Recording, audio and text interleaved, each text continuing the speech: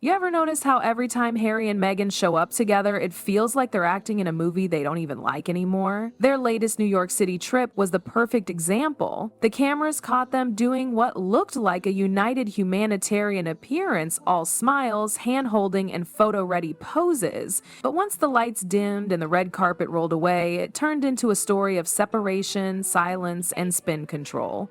That's the real drama behind the truth Harry and Meghan don't want you to know about. Let's start with that big Humanitarians of the Year award. Sounds fancy, right? Except it wasn't exactly spontaneous. Their Arkell Foundation had already been collaborating with the same organization that gave them the award, Project Healthy Minds, for years. It's like showing up to your own surprise birthday party after planning it yourself. That honor was just another calculated move to polish their public image because, let's be honest, nothing about Harry and Meghan's PR machine happens by accident. Every handshake, every smile, even the color of Meghan's dress. It's all curated to feed the narrative that they're thriving in America. But here's where things get messy. After the event, paparazzi spotted Harry and Meghan going separate ways in the city. Harry was seen in his suit, hopping into a car alone, while Meghan went off for dinner with a friend, rocking oversized shades and her signature long coat. The tabloids called it casual, but when you zoom out, it doesn't look casual at all. They had just reunited after Meghan's solo trip to Paris, an international flight for an event where she was photographed way too close to the very tunnel where Princess Diana died. The symbolism wasn't lost on anyone. People called it tasteless, manipulative even, and Harry, he looked like a man barely holding his frustration behind a forced grin. Now, Meghan knows how to shift attention. She's built her whole public life around controlling narrative, so when the awkward red carpet energy started trending, she dropped a carefully staged black and white video on Instagram, smiling, laughing, pretending everything was perfect. But if you look closely, it's eerie. Harry looks like he's standing behind a door, awkwardly half visible, while Meghan dominates the frame. The lighting, the timing, even the caption, "Happy World Mental Health Day to the man who always keeps me laughing," screamed damage control. Because if you have to post a video to prove your happiness, it's usually the opposite.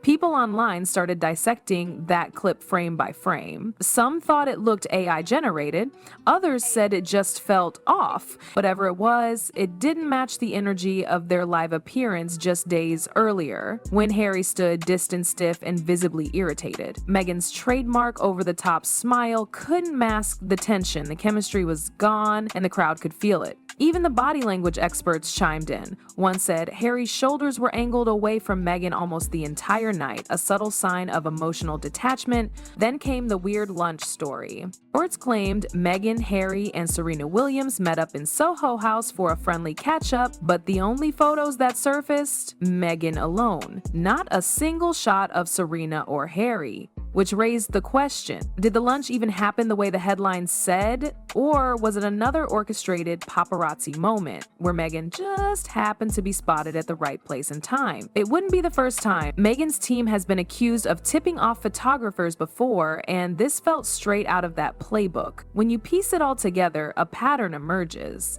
Every public moment of affection is followed by private distance. Every awkward appearance is quickly covered by a new post, a new smile, a new caption, trying to rewrite the story.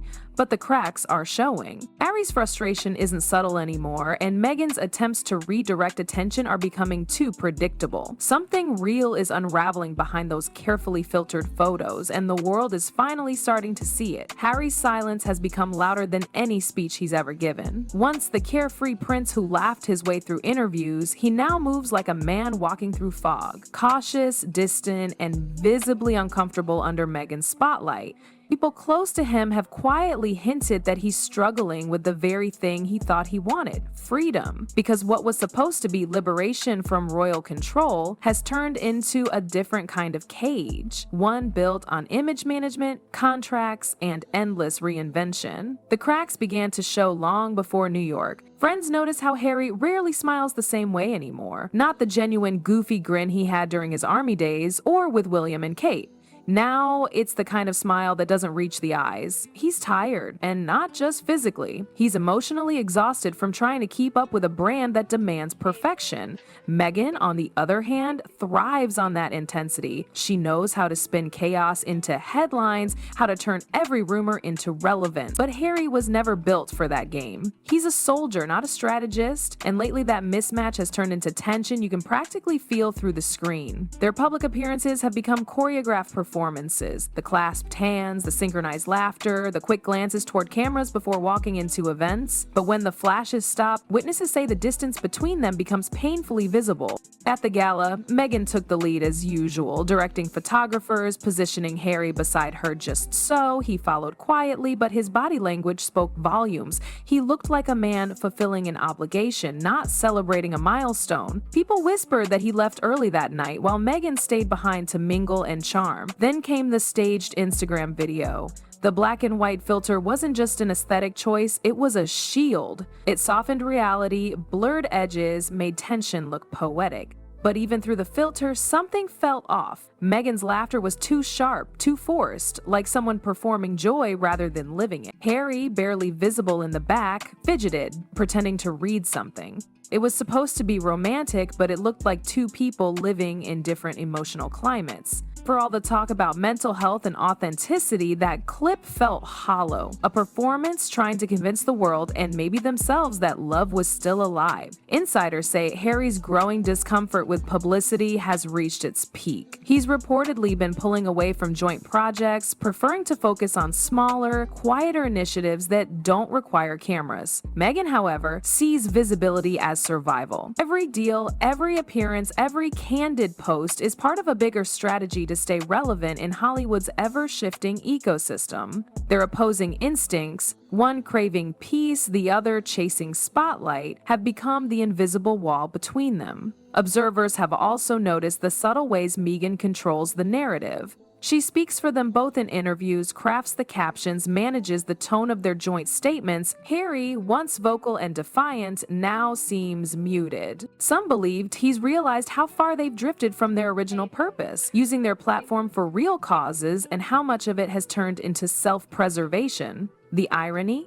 They built an empire around truth and transparency, yet the truth of their relationship is what they hide most fiercely. Behind closed doors, that pressure must be unbearable. Two people once united by rebellion, now trapped by performance. One trying to protect the illusion, the other quietly breaking under it. And no matter how many black and white clips they post or joint awards they collect, you can't edit chemistry back into existence once it's gone. Every image coming out of that relationship now feels like a carefully rehearsed scene. Meghan smiles wider, laughs louder, and dresses sharper, while Harry fades further into the background, the supporting actor in a show he never agreed to star in. Behind those smiles, their lives look like two different movies playing on the same screen. Meghan's scenes are filled with publicists, stylists, photo ops, and quiet power plays. Harry's scenes are quiet time with the kids, old army friends, or long walks alone trying to figure out what all this was really for. What's fascinating is how Meghan's confidence grows in direct proportion to Harry's silence. She thrives in the noise. She's mastered the art of staying relevant, even when the world turns skeptical. Every time a rumor surfaces, she doesn't deny it, she redirects it. One week it's about tension in the marriage, the next she's launching a new project or appearing at a gala. It's her version of crisis management. Drown out the truth with curated content. But what happens when even the audience stops believing the performance? People who once admired the couple's courage are now quietly admitting something feels off. The spontaneity is gone. Their connection, the one that made them magnetic, has been replaced by what looks like obligation. Even Meghan's social media posts feel more like press releases than glimpses into real life. Every caption sounds like it's been through 3 PR filters, and when you build a relationship around control, you end up living for the performance instead of the person. That's where they are now, stuck in the middle of an image they can't keep up with. Harry's struggle isn't anger, it's confusion.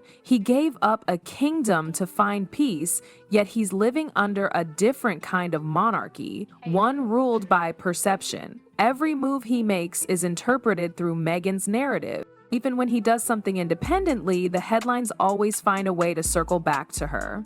It's no wonder he looks lost. The man who once stood up to the world for love now seems unsure what that love even means anymore. And maybe that's the hardest part, realizing that the freedom he chased might have cost him his sense of self. Meghan's biggest flaw isn't ambition, it's the fear of being ordinary. She's terrified of disappearing from the public eye. That's why every move she makes, from the Paris appearance to the staged Instagram post, has to feel cinematic. It's not about sharing life, it's about shaping legacy. But legacy built on illusion always cracks eventually. You can control lighting, angles, and captions, but you can't control emotion. And lately, emotion is what's missing. Every red carpet moment feels rehearsed. Every glance between them feels calculated. It's the kind of subtle emptiness that can't be fixed with filters or edits. What's ironic is that the truth Meghan avoids is the only thing that could save her image. People connect to vulnerability, the messy, unpolished, real parts of life. But she's spent so long trying to outsmart perception that she's lost the warmth that once made her relatable.